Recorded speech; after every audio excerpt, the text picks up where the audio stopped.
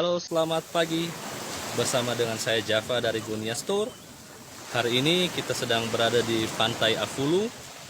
Kita akan pergi ke Pulau Wunga untuk camping bersama 7 orang wisatawan asing.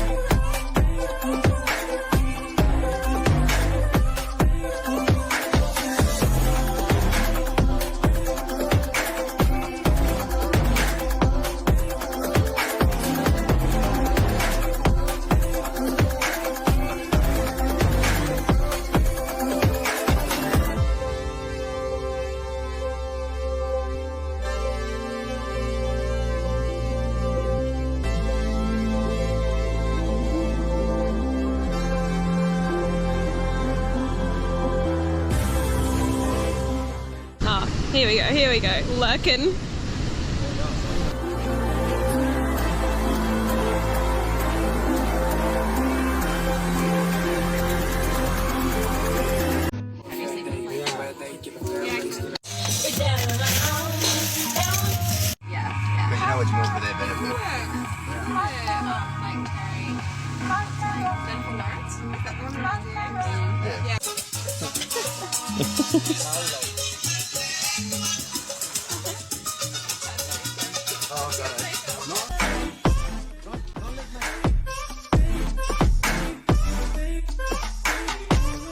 Sekarang kita sudah berada di sisi baratnya Pulau Wunga.